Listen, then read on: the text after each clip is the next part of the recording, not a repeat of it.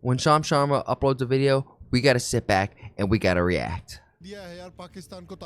Taliban captures Pakistan land. What is India's role? The Taliban-Pakistan war explained. Beautiful. I want to know what's actually happening on the Middle East, and I know this guy can at least give me a legitimate reasoning. And it like from that viewpoint, from the other side of the world. Pakistan को तालिबान ने इस हफ्ते तालिबान ने पाकिस्तान के border पे कई बड़े points पर अटैक किया है.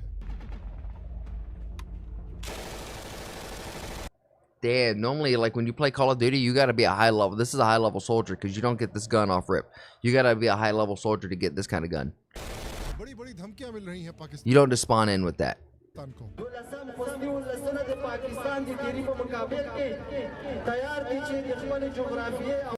Pakistan should learn the history that we have defeated superpowers. The people of Coast are ready to defend their geography and the soil against Pakistani attack.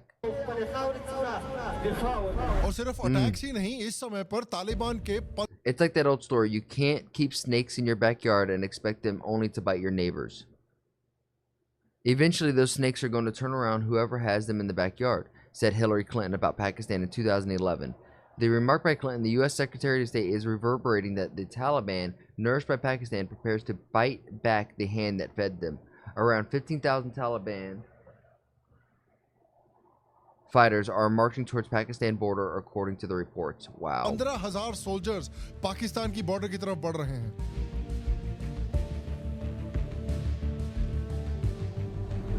माना जा रहा है कि पाकिस्तान के कुछ इंपॉर्टेंट बॉर्डर पोस्ट पर भी अफगानिस्तान ने कब्जा कर लिया है. तो आप देखिए कि एक तरफ तालिबान से पाकिस्तान को बम्बू दिया जा रहा है और वहीं दूसरी तरफ भारत को गेंदे के फूल मिल रहे हैं. इंडियन लोग हमारा बहुत पुराना दोस्त है. हम सऊदी अरब में रहता हूँ. माशाल्लाह हम बहुत खुश हुए जो इंडिया का लोग इधर आता है हमारा मुल्क में. हम इंडिया का बहुत बड़े फैन हैं. आप इंडिया के बहुत बड़े फैन? आप बहुत हमको इंडिया बहुत पसंद है. अफगानिस्तान और हिंदुस्तान का दुनिया में मिसाल दिया जाता है कि दोस्त है. India is open. This is good for me, for all of the Afghan people. Yes. हम भारत जैसे उदार दानदार. This is fascinating. I actually love being able to hear directly from the people that live in this area, not from freaking mainstream news and what America is telling me what's happening over there. Because as soon as I hear it on TV or like the mainstream media, I'm like, okay, well that's a lie. That's obviously not what's happening. भारी हैं. पिछले साल भी बड़े पैमाने पर भारत ने अफगानिस्तान के लोगों को मानवीय सहायता भेजी थी. Let me thank you and the great people of India for offering gift of war. तो आइए आज हम बात करेंगे एक शॉकिंग डेवलपमेंट की जो पोटेंशियली पूरे इंडियन सबकॉन्टिनेंट में शॉक वेव्स फैला सकता है. जो पाकिस्तान गजवाए हिंद के सपने देखता रहता है, उनके साथ गजवाए पाकिस्तान हो रहा है इस समय. और इसमें इंडिया का शॉकिंग रोल और पोटेंशियल इंपैक्ट क्या है ये भी जानते हैं. हेलो शाम शर्मा शो के इस एपिसोड में आपका बहुत बहुत स्वागत है. मैं हूं सेकुलरिज्म का सीईओ और आप सबको एक सेकंड प्रणाम. तो देखिए, तालिबान और पाकिस्तान में लड़ाइयां पिछले कुछ सालों से चल रही हैं, लेकिन इस समय पर मामला काफी एक्सेलरेट हो चुका है. टीटीपी यानी तहरीक तालिबान पाकिस्तान के अटैक्स पिछले 1-2 सालों से पाकिस्तान में काफी बढ़ चुके हैं. नवंबर 24 को इस्लामाबाद के बन्नू डिस्ट्रिक्ट में पाकिस्तान की मिलिट्री आउटपोस्ट पर एक अटैक हुआ जिसमें 12 पाकिस्तानी सिपाही मारे गए. जिसकी Damn it. Okay, Pakistan says that the TTP, which the United Nations lists as a global terrorist organization, is orchestrating a deadly violence from sanctuaries in Afghanistan. Islamabad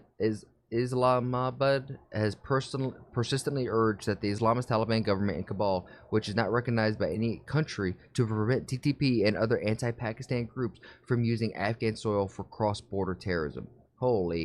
responsibility TTP ने ली है. जिसके बाद पाकिस्तान ने तालिबान की गवर्नमेंट से request किया कि please अपनी गवर्नमेंट के थ्रू आतंकियों को स्पॉन्सर करना बंद कर दें.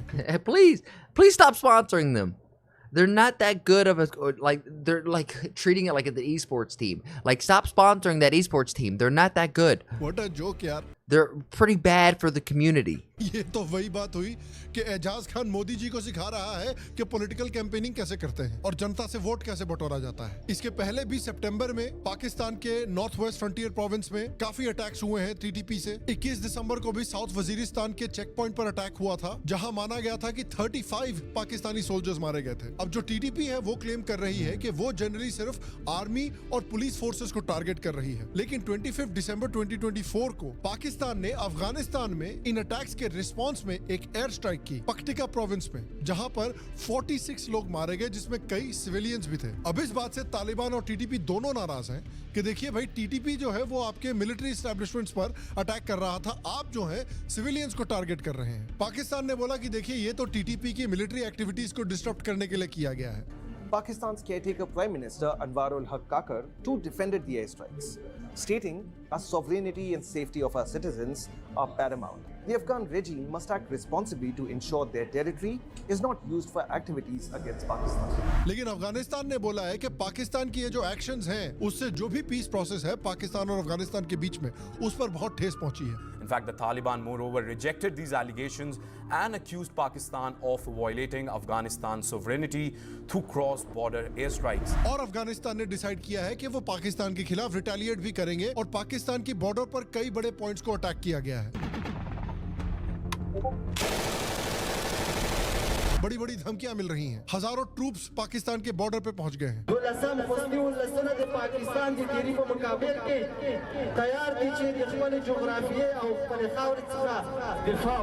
अब यहाँ पर सवाल उठता है कि दो मुस्लिम कंट्रीज जो दोनों एक समय पर भारत में गजवाए हिंद करने के सपने देखते थे, उनका एक दूसरे के साथ ऐसे घमासान कैसे शुरू हो गया है। बड़ी इंटरेस्टिंग कहानी है ये, बड़ा interesting. It's actually a very good point. How are these two Muslim countries fighting each other? Shouldn't they be in hand?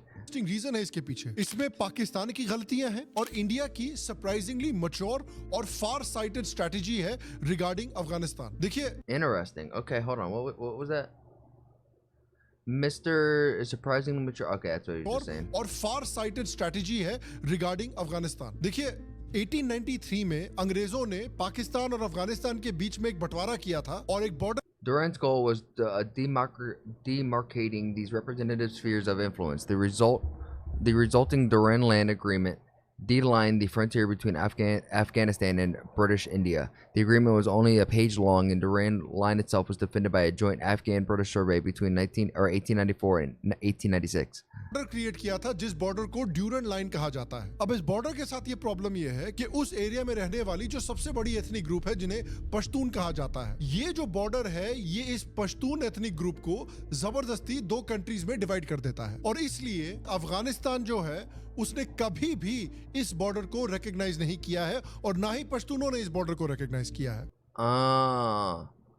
That actually makes a lot of sense. So, and correct me if I'm wrong, if I'm getting this wrong, is basically you have like these religious sects in here, and as soon as these religious groups in this land, and when they were dividing up the land, they saw the group over here and just cut it right in the middle and said, okay, this is one side and this is another side. And we're like, well, no, we're a group, and then in another line did something else basically the same. पश्तूनों की जो identity है वो काफी पुरानी है और काफी strong है। इनफैक्ट पश्तून एक एंशिएंट वैदिक हिंदू ट्राइब थे जिन्हें अराउंड 8th-9th सेंचुरी के आसपास इस्लाम में कन्वर्ट किया गया था और अफगानिस्तान की गवर्नमेंट में, अफगानिस्तान की पॉलिटिक्स और सोसाइटी में और इनफैक्ट तालिबान में भी ज्यादातर पश्तून ही हैं। तो आज तक आप देखिए कि किसी भी अफगानिस्तान की गवर्नमेंट ने, इंक्लूडिंग द तालिबान, कभी भी फॉर्मली ड्यूरेंट लाइन को रिकॉग्नाइज नहीं किया है as an accepted international border between Afghanistan and Pakistan. In fact Oh, and this border is not only is it dividing up these religious people, but it is now not being recognized by other authorities and other like government bodies. Afghanistan ने तो एक time Yeah, I could see how that could be a problem.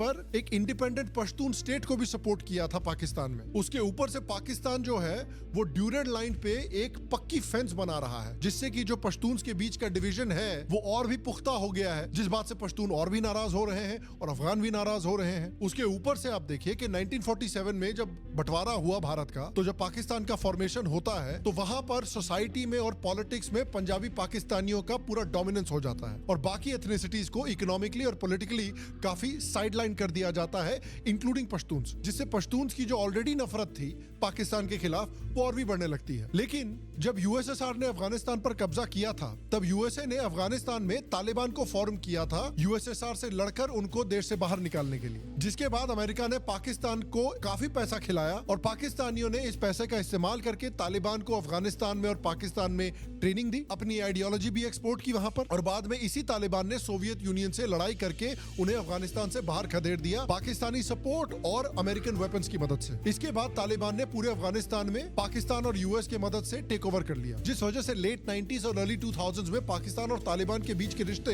In fact काफी मजबूत थे। और इसका result आप देख सकते हैं कि कैसे उस समय पर आईएसआई के इंस्ट्रक्शंस पर IC-814 प्लेन को इंडिया से हाईजैक करके अफगानिस्तान ले जाया गया था तालिबान की मदद से। तो इस समय पर पाकिस्तान के लिए तालिबान बिल्कुल आइडियल एलाई था। लेकिन अल्टीमेटली पाकिस्तान एक बात को नजरअंदाज करता रहा कि तालिबान कुछ भी हो जाए, अफगान नेशनलिस्ट भी हैं, जिनमें ज्यादातर पश्तून भरे हुए हैं। और तालिबान देख रहा है कि किस तरह से पश्तूनों को पाकिस्तान में मिसट्रीट किया जा रहा है। इस मिसट्रीटमेंट के खिलाफ 2007 में पाकिस्तान में तहरीक-ए-तालिबान पाकिस्तान यानी TTP का फॉर्मेशन होता है, जिसका मेन गोल था कि पाकिस्तान से पश्तूनों की जो मिसट्रीटमेंट हो रही है उसका बदला लिया जाए। हालांकि कुछ सालों तक दुश्मनी बहुत ज्यादा एस्केलेट नहीं हुई और इसी कारण जब 2021 में तालिबान ने दोबारा से अफगानिस्तान पर कब्जा किया तो पाकिस्तानी बड़े खुश थे। उनको लगा कि भाई तालिबान उनसे दोस्ताना संबंध रखेगा, क्योंकि ISI की मदद से ही तो तालिबान को क्रिएट किया गया था। तब के पाकिस्तानी प्राइम मिनिस्टर इमरान खान तो इतना खुश थे कि उन्होंने तो यहाँ तक कह दिया कि तालिबान ने अफगानिस्तान की गुलामी की जंजीरें तोड़ दी हैं। ज़हनी गुलामी की जंजीरें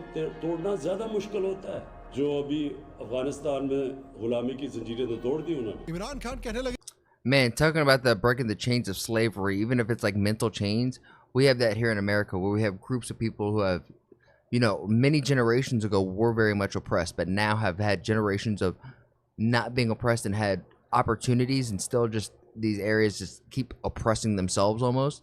It's like that mental chain needs to get broken, and I don't know how it gets broken. I have not seen a good way. Taliban तो भैया आम नागरिक हैं, कोई आतंकवादी नहीं है। Taliban are not some military outfit. They are normal civilians. And if there are some civilians in these camps, how is Pakistan supposed to hunt these people down? Imran Khan ने ये भी पब्लिकली डिक्लेयर कर दिया कि तालिबान गवर्नमेंट जो है वो pro Pakistan है। तो जब वो तालिबान की हुकूमत आई तो ये पहली दफा एक ऐसी हुकूमत आई जो pro This is the ex-Pakistan Prime Minister? Pakistan थी। हमारे इनसे ताल्लुकात थे क्योंकि हमने इनकी अमेरिकन से भी और गनी हुकूमत से भी पाकिस्तान ने फैसिलिटेट की थी टॉक्स। लेकिन तालिबान ने उन्होंने रिवर्स कर दिया। पाकिस्तान की जगह तालिबान ने TTP को सपोर्ट करना शुरू कर दिया, जिसके कारण उल्टा तालिबान के आने के बाद पाकिस्तान में TTP द्वारा जो टेरर इंसिडेंट्स हैं वो 60% तक बढ़ गए। Bombing I have to say, this doesn't sound like just normal civilians in camps. This sounds like people who are trying to organize and overthrow something or oppress another group of people. Killing 2,300 other Pakistanis. Like, I don't think they're pro-Pakistani at all if they're killing 2,300 people. 500% तक बढ़ गए। इसी कारण पाकिस्तान ने कई बार अफगान तालिबान से गुहार लगाई है कि वो TTP को बोलें कि पाकिस्तान में आतंक कम करें, पर अफगानी तालिबान ने इसमें कोऑर्डिनेट करने से बिल्कुल साफ मना कर दिया। उल्टा पाकिस्तान के former caretaker prime minister Anwaar ul Kakar तो ओपनली कहते हैं कि अफगानी तालिबान TTP के मिलिटेंट्स को अफगानिस्तान में शेल्टर देकर ट्रेनिंग भी प्रोवाइड कर रहा है। तालिबान के स्पोक्स पर्सन ज़बीउल्लाह मुजाहिद ने तो साफ कहा कि पाकिस्तान में शांति बनाने की जिम्मेदारी अफगानिस्तान की नहीं है, इस्लामाबाद की है। अफगानिस्तान को ब्लेम करने के बजाय अपने सिक्योरिटी इश्यूज को जरा खुद रिजॉल्व करना सीखिए। और Jeez, man, like this is the mentality of these terrorists. They should address their domestic problems instead of blaming Afghanistan for their failure.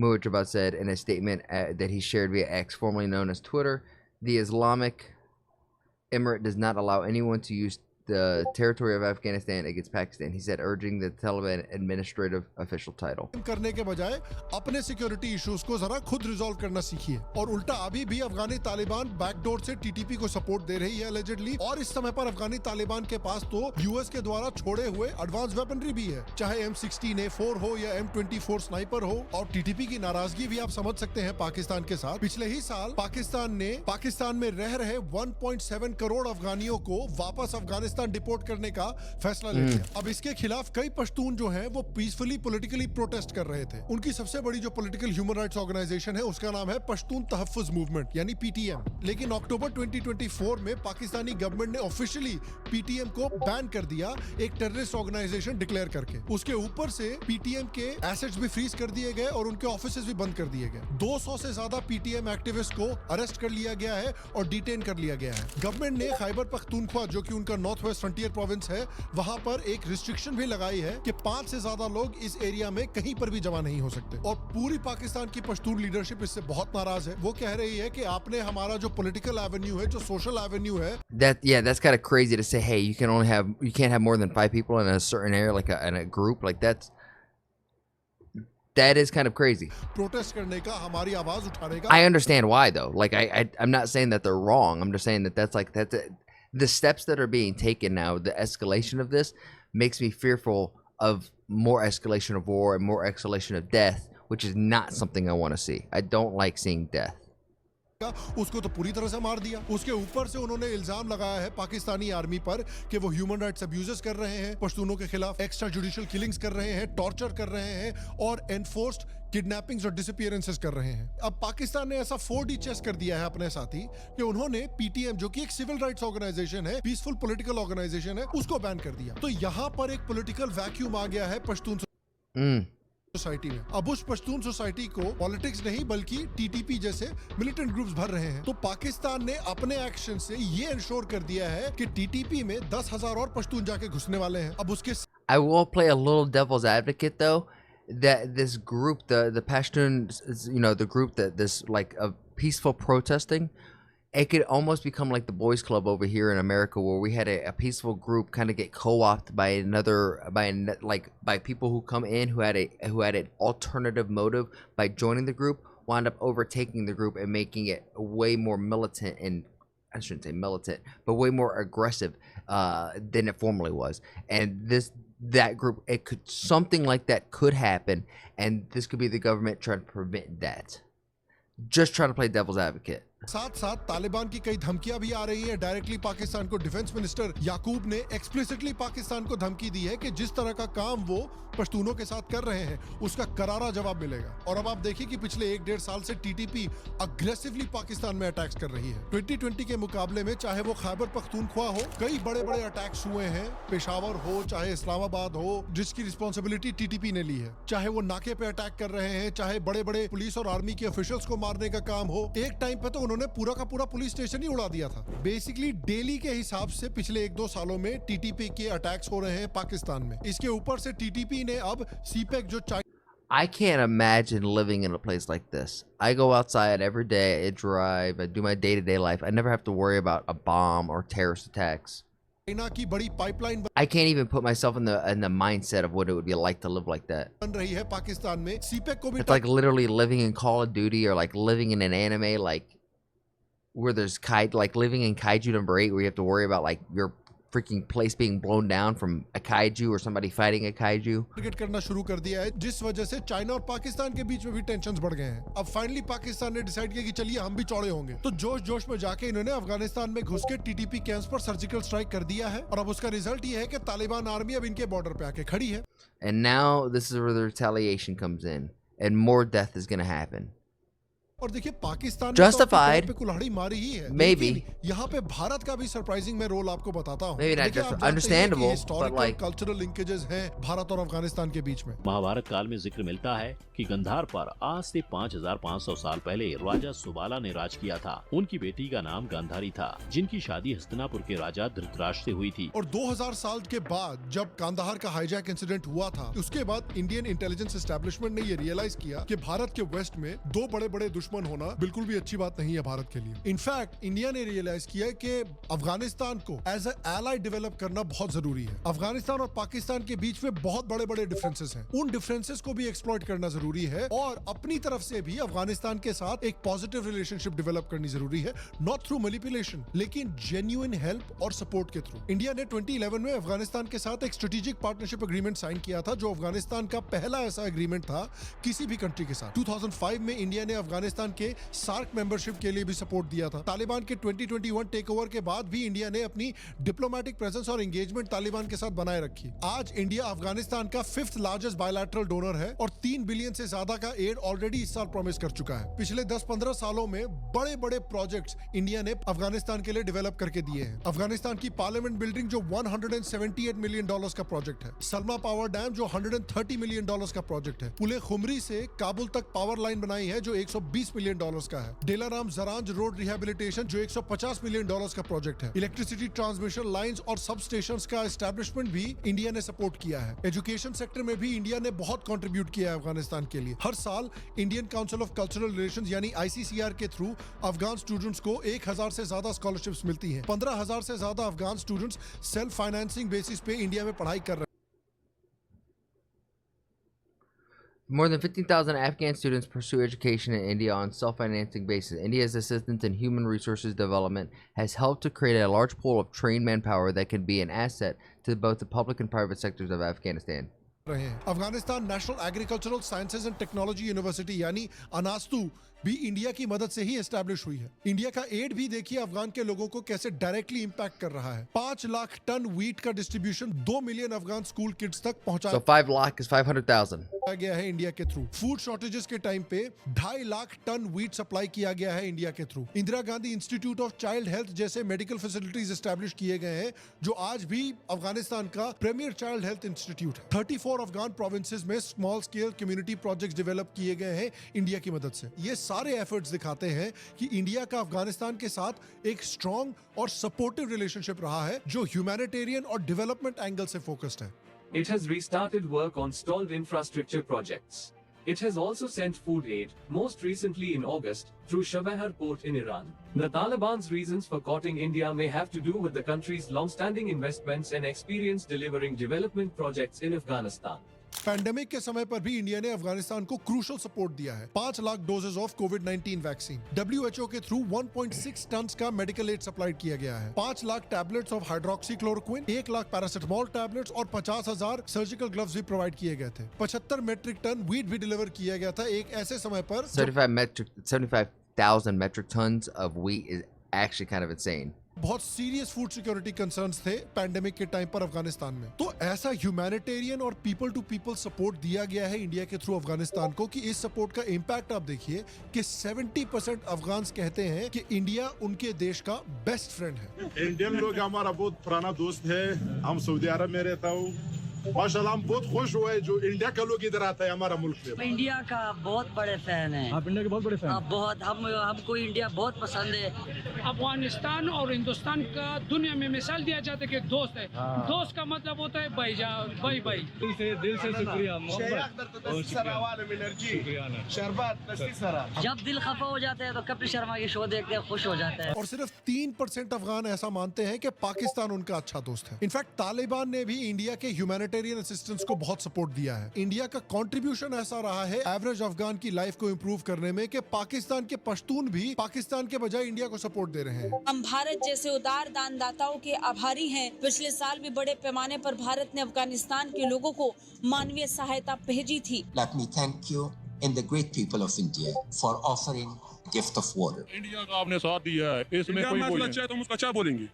अच्छा है हमारे साथ, उसने हमारा कोई नुकसान नहीं किया हमारे लिए। चीन को क्यों पसंद करते हैं आप लोग? चीन हमारा साथी मुल्क है, हमें जो इंडिया अफगानिस्तान का मुल्क है। और अब इंडिया ने जो ये हेल्प प्रोवाइड की है अफगानिस्तान को, उसके स्ट्रेटेजिक बेनिफिट्स भी अब इंडिया को मिल रहे हैं। But what the Indians and the Taliban are doing, I kid you not, is India is using Taliban's network to assassinate Kashmiri militants in Pakistan. Are you serious? I swear to God.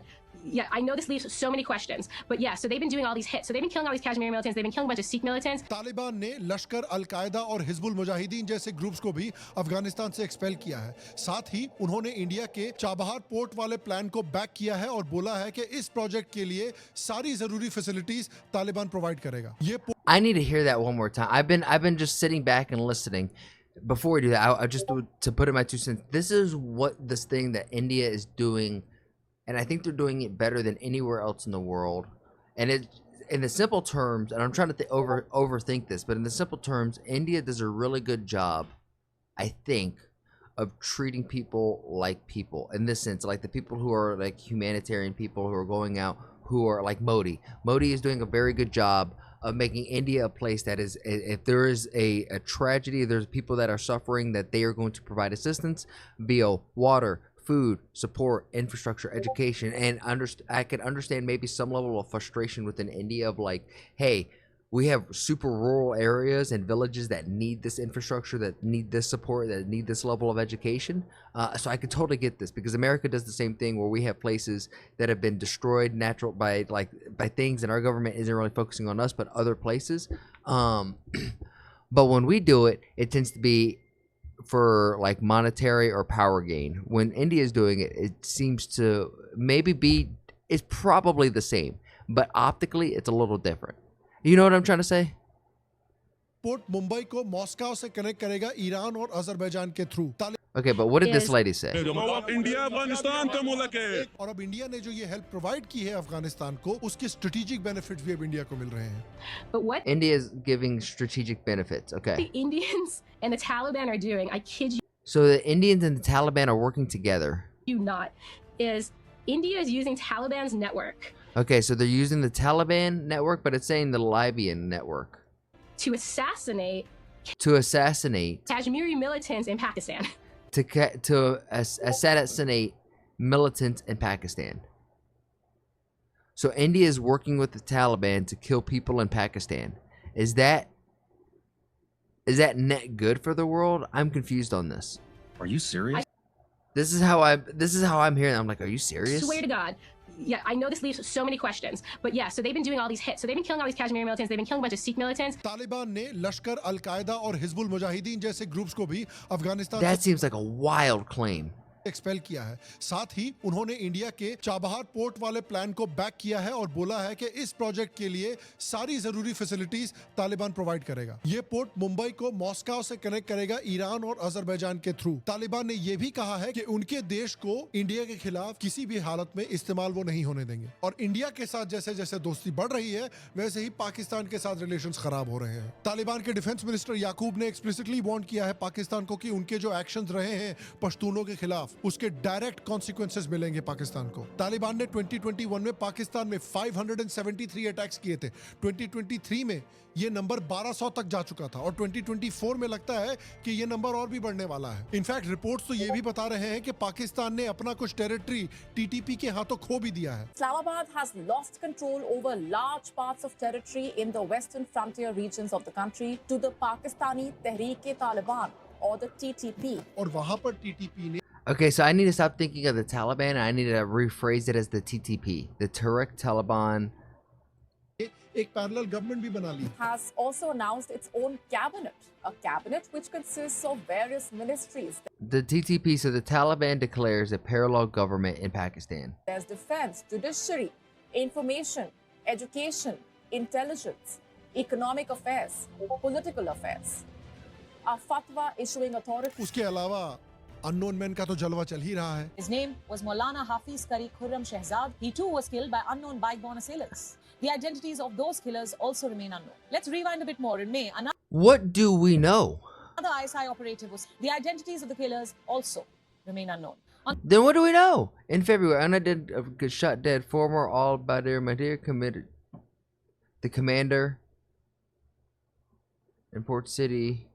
The police described as a targeted attack. On the 26th of February this year, former commander of Pakistan-based terror outfit Al-Badr. There's just so much conflict. There's just so much conflict. When is it ever going to end? India की मदद की वजह से अपनी बुरी economic situation के बावजूद तालिबान के पास अब इतने रिसोर्सेज हैं कि वो पाकिस्तान के खिलाफ एक फुल स्केल वॉर माउंट करने की तैयारी कर रहा है. चाहे पाकिस्तान की आर्मी बेहतर फंडेड हो, बेहतर रिसोर्स्ड हो. रिपोर्ट्स के मुताबिक Taliban allegedly NATO grade weapons TTP को सप्लाई कर रहा है जो पाकिस्तानी आर्मी के खिलाफ यूज हो रहे हैं. बॉर्डर एरियाज में अब टीटीपी के 7,000 से ज्यादा ट्रेन्ड मिलिटेंट्स पाकिस्तानी आर्मी के खिलाफ लड़ रहे हैं. फाड़ के फ्लावर कर रखा है उनको. इनफैक्ट यहाँ मैं आपको बताता हूँ एक ऐसी चीज जो सुन के आपको बहुत सरप्राइज होगा. पाकिस्तान और तालिबान के बीच में ये जो वॉर चल रही है, इससे चाइना भी वरीड है, लेकिन चाइना के पास opportunity. Now China is also worried about going to war between Pakistan and Taliban. China also has an opportunity. लेकिन वरी ये है क्योंकि चाइना पाकिस्तान इकोनॉमिक कॉरिडोर जो है सीपेक, जिसमें चाइना ऑलरेडी $62 बिलियन झोंक चुका है, वो डिले होता ही जा रहा है. ग्वादर इंटरनेशनल एयरपोर्ट का इनॉग्रेशन तीसरी बार डिले हो गया. अब देखिए चाइना सीपेक से मेनली सी एक्सेस चाहता है. It's always about the ports. And right now with Bengal, what's going on in Bengal, with the Bay of Bengal or Bangladesh, excuse me, you have crazy outbreak in Bangladesh, and it's really just for control of the Bay of Bengal. Over here, we have a port. The Gwadar port is a key element of the CPEC as China hopes to gain access to the Arabian Sea. Arabian Sea or Indian Ocean. And this is probably in lineup because China feels threatened with India's ability for manufacturing and distribution and pharmaceuticals and automotives, you know. Port के रूप में यहाँ आती थी opportunity, लेकिन same काम अब China Afghanistan, Bharat और ईरान के साथ मिलकर भी कर सकता है. मैं कहता है कि ठीक है, will hedge our bets. Kashgar से लेके वाखान कॉरिडोर यहाँ से आता है चाइना और यहाँ से आता है और सीधा यहाँ पे आके गिरता है. हो सकता है कि ये That seems like that's a very different line. That's not even close to the same. And I hate, how gross is it that humans can just take the map and draw lines on it and say, this is now mine and this is now yours? Isn't that kind of gross? Pakistan से इतना परेशान हो रखे हो Like, कि I वो get why सोचे we कि do चलो it. यार तालिबान के साथ ही एक ट्रेड रूट बना लेते हैं, और क्योंकि ये ट्रेड रूट पीओके के थ्रू नहीं जाता है तो इस ट्रेड रूट से भारत को भी कोई प्रॉब्लम नहीं होगी और भारत के साथ भी पोटेंशियली कोऑर्डिनेशन हो सकती है. भारत और चाइना के बीच में रिलेशंस भी अक्टूबर से इंप्रूव कर रहे हैं. दोनों ने डिसाइड किया है कि दोनों देशों के बीच में म्यूचुअल रिस्पेक्ट बेहतर डेवलप किया जाएगा. चाइना तालिबान से भी अच्छे रिलेशनशिप डेवलप कर रहा है. अफगानिस्तान ने चाइना के साथ एक बड़ी ऑयल एक्सट्रैक्शन की डील साइन की है अभी, जहां पर अमू दरिया बेसिन के एरिया में चाइनीज कंपनी ऑयल एक्सट्रैक्ट करेगी. तो ये भी हो सकता है कि चाइना भी फाइनली पाकिस्तान से अब परेशान हो चुकी हो पूरी तरह से. तो यहाँ देखिए इंडिया के लिए अपॉर्चुनिटी क्या है. देखिए इंडिया ने पाकिस्तान के मामले में जो अपने कार्ड्स हैं वो बहुत स्ट्रेटेजिकली प्ले किए हैं और बहुत स्मार्टली प्ले किए हैं. अफगानिस्तान में पेशेंटली काम करते हुए और वहां के लोगों की जेन्युइन हेल्प करते हुए इंडिया ने अफगानिस्तान का दिल जीत लिया है. अब तो ये हाल है कि तालिबान जो एक टेरर ऑर्गेनाइजेशन है और जो 25 साल पहले पाकिस्तान के साथ मिलकर इंडिया के प्लेन्स हाईजैक करता था, आज उनकी लीडरशिप भी इंडिया को एक पॉजिटिव फोर्स के रूप में देख रही है उनके देश में. इस वक्त इंडिया के लिए बेस्ट स्ट्रेटजी ये है कि बस बैक सीट लें, पॉपकॉर्न खाएं और पाकिस्तान और अफगानिस्तान की इस कॉन्फ्लिक्ट को अनफोल्ड होते हुए देखें. साथ ही बैक चैनल सपोर्ट अफगानिस्तान और तालिबान को देते रहें जहां जरूरत है, ताकि पाकिस्तान को डिस्टेबलाइज रखा जाए. जो स्ट्रेटजी पाकिस्तान ने डेकेड्स तक यूज की है इंडिया में, यानी ब्लीडिंग इंडिया बाय 1000 कट्स, अब वही फेवर इंडिया रिटर्न कर रहा है पाकिस्तान को. पाकिस्तान इस समय पर एक डीप इकोनॉमिक और पॉलिटिकल क्राइसिस से गुजर रहा है. अब पश्तून्स के फ्रंटियर प्रोविंसेस में पाकिस्तानी गवर्नमेंट के खिलाफ जो गुस्सा है उसे देखते हुए अगर अफगानिस्तान पाकिस्तान के बॉर्डर एरियाज पर सीज स्टार्ट करता है तो पाकिस्तान के लिए ये एक बहुत डिफिकल्ट सिचुएशन बन सकती है. इंडिया का इंटेलिजेंस एस्टेब्लिशमेंट इस गेम को अब अच्छी तरह से हैंडल कर रहा है. रिलैक्स कीजिए, वॉच कीजिए, ऑब्जर्व कीजिए, पाकिस्तान को इसी तरह से कॉर्नर करते रहिए, कमजोर करते रहिए, और पीओके में अगर किसी तरह की अपॉर्चुनिटी आती है इससे तो उस पर भी जरा नजर गड़ाए रखिए. क्या प्रीस्ट किंग मोदी के थर्ड या who knows फोर्थ टर्म में पोटेंशियली भारत को पीओके वापस मिल सकता है. नीचे Literally, that's exactly what I was thinking. That Pakistan may become just like Bangladesh. It may become, India may be growing. It may be getting Bangladesh and Pakistan if it plays its cards right. Comment section में मुझे जरूर बताएं कि आपको क्या लगता है कि अफगानिस्तान और In this case, I kind of agree. You don't need to intermingle any more than you are. Just keep providing support. Keep gaining the hearts of the actual people there. Because as I'm thinking about this, really it's just these governments that are going into these lands and they want access to the ports, the oil, the money, the resources. And you know what has to go for that? People's lives. And I don't understand how these two things always have to be linked. And it hurts my heart. So I would like to see India keep providing, support to Pakistan. I need to get a little bit more information because it seems like working with the Taliban is working with a terrorist organization, but I guess an enemy of my enemy is my friend. I don't know, man. This whole situation is super complex, and understanding, like, even being able to see the global stage, understanding the whole chessboard that is the global stage and how it's constantly moving and flowing, because one thing that happens over here is going to affect something that happens over here that has an agreement up here. Wow, this is just a convoluted mess. If you're picking up what I'm putting down, then please like the video, subscribe, and if you really like it, then share it with some of your friends. My goal here is to spread a positive message while sprinkling my 2 cents on big topics like American, Indian, and world geopolitics. And even small stuff like Twitch drama and online debacles. And if you want to see it live, come join me over on Twitch. Twitch.tv/ActuallyElrod. That's where I'm going to do all my reactions. And after the reactions, that's where we get down a game. And if you're like, hey, I have a video that I want this dude to sprinkle his 2 cents on, then come over on my Discord and let me know and join the community there. And while we're at it, I have to say thank you to everybody who has made that Discord just so poppin'. I never thought I'd have a Discord that's so flowing. It's really cool to see. Shout out to you, Bobby, Omni, Demon, all of you who have been in there who are just super active. Logie, you're the man. Logie is the one who's like modding and helping run the server, so thank you, Logie. Lastly, I challenge you. I have a challenge for you. Make somebody laugh today. We all know there's enough hate and vitriol in the world. If energy is contagious like the flu, then let's spread and get everyone contagious with our positive energy, right? Not negative energy, because there's so much of that. And if we could just be a small little change in someone's day, then you never know. Maybe that's the thing that starts shifting this world to a happier, healthier, just better place. And with all that said and done, Thank you guys, and I'll see you on the next one.